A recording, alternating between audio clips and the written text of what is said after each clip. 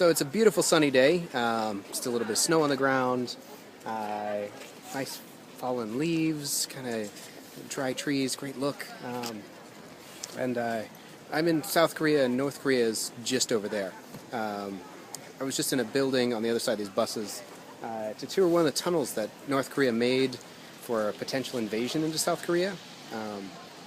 Tunnel's not much to look at. You know, there's coal on the walls that they've smeared on to say that they were actually looking for coal. There was no coal for them to find. There's no coal seams. It was actually set up for an invasion, but some defector ratted them out years ago, and it's turned into this tourist attraction. And the amount of noise and how obnoxious all the tourists are really detracts from the location. When you're seeing this is a tunnel that basically probably slave labor or just forced military labor. These people were digging underneath in this really amazing dark tunnel, which is a stone tunnel it's like 70 meters underground, and it just goes straight south underneath. It's not really interesting because you walk down a tunnel that's been drilled by a big machine. It's just a slope straight down, and then when you get to the bottom, you just wander across. And you have to duck through the tunnel so you don't hit your head. But it's amazing how obnoxious tourists are. Quite a few Americans, a few Europeans, and a whole lot of Chinese tour groups. And just the lack of respect for anything or anyone around them. If people are just bumbling around, making noise. Oh, what's this? I didn't read anything. I don't know what anything is. The rules about no taking pictures inside, and because it is a military, it's potential military target, and should be some little bit of respect for that. But anyways, it's still really interesting, as long as you can get away from your tour group a little bit. Tour continues, so I'll see if I can get some more film there. They may not let me shoot any pictures at some of the other points as well. So I'm at the observatory outpost Dora here, and I'm behind the yellow line. You have to stay behind the yellow line, or else they get to yell at you and take away your camera and delete any photos you have on it. But people are breaking the rules all the time around here, it looks like. And they're yelling at people in 3 languages and trying to get them out of the way. Weird. Cloudy day, but you can still see parts of North Korea from here. So, kind of interesting.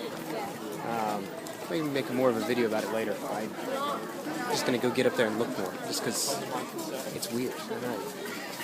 Just because it's that mental boundary with it. And the physical boundary in people with guns. So here I am at this beautiful new train station. You can see everything shiny and new behind me. There's a severe lack of trains here. This great new station here. This railway line to the south connects to Seoul, and following this up to the north, this connects to Pyongyang. There aren't any trains running here. They did the groundwork, and this train line was originally built by the Japanese back during the occupation, beginning of around World War II. But this was all built, and then it was destroyed during the Korean War. Parts of it were. And in the early 2000s or mid 2000s, they, with a little bit of help, with a little bit of influence from the Japanese and the U.S., the two Koreas got together and they rebuilt this train line. But there's no agreement saying that trains can run between the two. Apparently, there were twice-a-day tourist trains for a little while. But then back in 2008, someone got killed in North Korea. So there's no tourist trains anymore. Sometimes it's used to ship things that are made in factories in North Korea, which is kind of an interesting agreement. There are factories in North Korea that use North Korean workers, and they're run by South Korean companies because the labor is very cheap. And even the laborers getting snacks that are like chocolate cakes, which rather than eating them, they can take them home and they can sell them on the black market for lots of money. It's an interesting situation. But this whole train system is these signs that say, "Oh, we're ready for reunification." People USA, please don't go North Korea. Please back to South Korea. Please don't go to North Korea. The tour group say there's a limit to how far you're allowed to go this way. Because if you keep walking, the next train station is right in the middle of the demilitarized zone. And then after that is all North Korea. So and they're going to probably kick us out of here in 2 minutes. I had to buy an entrance ticket for this platform. A ticket for a train that doesn't go anyplace. You can actually, some people commute when they're people who work up at these stations, the tourist shops, but this is one of the emptiest train stations you'll ever find. The train only comes twice a day. Okay, so I just finished the joint security area tour as well, which was much better. There weren't as many loud and obnoxious tourists. People either calmed down or their tours didn't go that far. So it was much better. And it was much more serious. They bring you into a room and give you a special briefing, and it's someone from the U.S. military who briefs you, and they say, hey, if you do any of these things, you get in trouble, we drag you off the tour, and we also don't want you to get shot. So here's some rules, and you have to sign this piece of paper that says we're not responsible if you do anything stupid and get yourself injured. Which really gets people to kind of be on better behavior for the whole thing. And there were still jokes, and it was very casual in a lot of ways. It felt odd to be that casual about some things that we were right up in the building that's half in North Korea, half in South Korea, and it's where the meetings take place. And you walk in and they say, this table, the middle of the room, that half is North Korea. So technically I was standing in North Korea. And they don't allow you to take pictures of any of the South Korean barracks or armaments for security purposes, because the South Koreans don't want you to do that. That's where the picture taking gets really difficult. At the same time, North Korea has cameras facing all those buildings, so they already know that anyways. So it's not like it really matters, but that's their rules. So everyone follows the rules, and at the same, also the most interesting thing of all of that was going on. There's a bridge of no return at the end of the Korean War.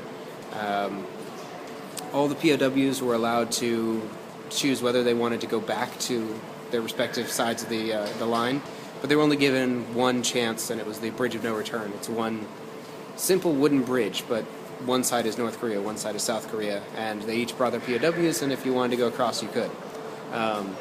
So right by that bridge,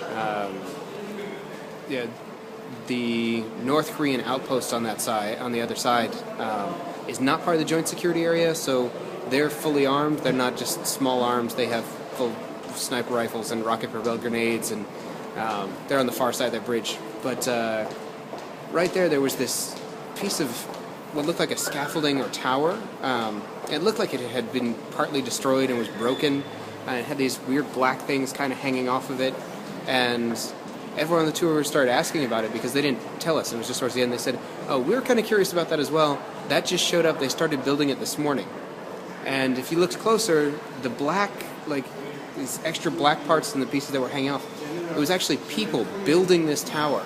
And they were so thin that they just looked like remnants of some part of the tower that had been destroyed. But they were slowly pulling pieces up and hammering them together on the building. Everything by hand. There were no extra ladders. I mean, you could definitely see some ropes, or couldn't really see the ropes, but you could tell there were probably ropes there holding things up. It looked like mostly just manpower, and just probably 5 or 6 guys hauling pieces up this tower and building it there, right on the edge of the joint security area. Definitely an interesting experience, a little bit surreal, and the Korean military guard who are there in their sunglasses with their helmets really low, who don't smile and don't react to anything and just stand in their ready stance. Those guys were, they stand in their ready stance for 2 hours at a time. They're reasonably intimidating. Good reason. It seems kind of weird. They're peeking out halfway behind the building, just ready. And on the other side, there were a few North Koreans who were marching along and going in and out of the buildings, and they had said before, because we have the tour passes on, they're not usually that interested when we show up. But if you show up in smaller groups, or if you look like a political delegation, then they'll make a bigger show of more people coming out on the North Korean side. All in all, a good trip. I would suggest it, but I probably wouldn't do it again. And now I've got to meet a friend for dinner, and I can't see my watch because I can't. It's in my coat sleeve. Anyways, I'm gonna go have some more dinner and more adventures here.